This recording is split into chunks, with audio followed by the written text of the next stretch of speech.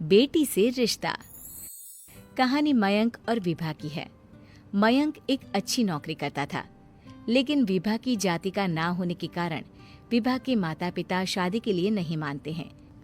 पर जब दोनों अपनी मर्जी से शादी कर लेते हैं तो क्या है विभा, 6 साल हो गए हैं शादी को, लेकिन एक दिन नहीं गया कि तुम माँ पापा को याद कर परेशान नहीं होती। मैं कितनी कोशिश करता हूँ कि तुम सब भूल जाओ। कोई नहीं भूल पाता है मयंक। माँ पापा को कोई कैसे भूल सकता है। तभी सास का फोन आता है। मान लो विभा से बात कर लो, आज उसे अपनी माँ की बहुत याद आ रही है। बेटा विभा, मैं आ जाऊं? हम दोनों चलेंगे तेरे माँ पापा के पास। बोलो।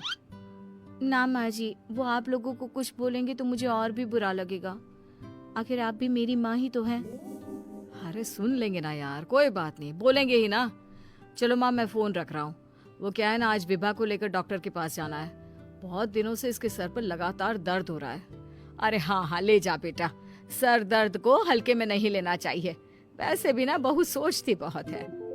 मयंक माँ का फोन रख देता है और दोनों कार से अस्पताल जाते हैं।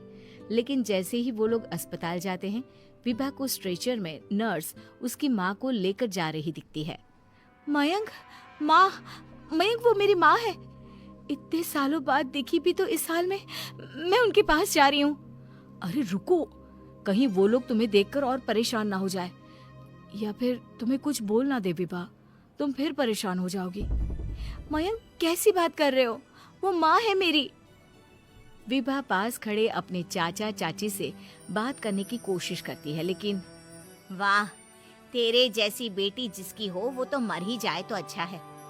वैसे पार्क में पैर फिसला है तेरी माँ का, रीढ़ की हड्डी टूटी है। रिद्धि को चाची की बात का बिल्कुल बुरा नहीं लगता। शायद वो सुन ही नहीं रही थी कि चाची क्या कह रही थी। वो सीधे माँ के कमरे में जाती है। कौन है आप? ये मेरी माँ है, मेरा नाम रिद्धि। रिद्धि नाम है ना आपका? दर्द में भी ये आपका ही नाम ले रही थी।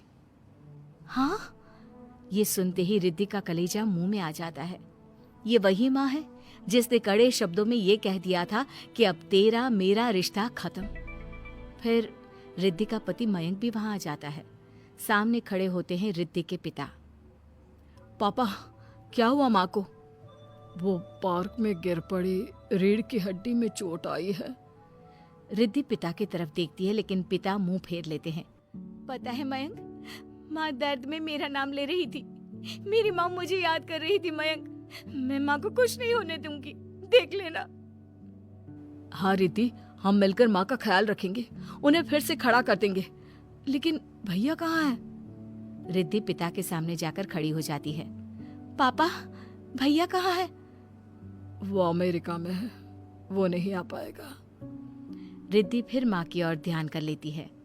उस पूरी रात रिद्धि माँ को देखती खड़ी रहती है।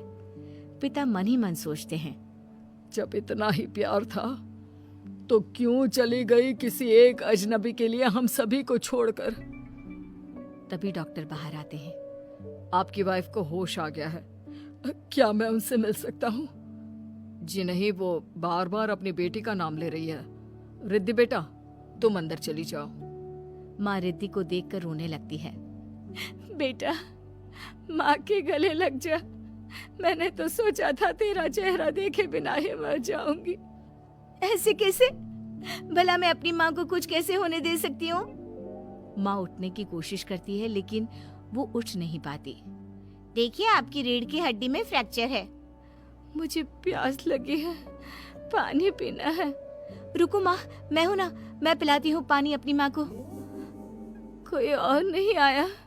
तेरे चाची चाचा आए थे माँ, पर शायद मुझे देखकर चले गए। जाने दे, इस वक्त भी पुरानी रंजिश देख रहे हैं।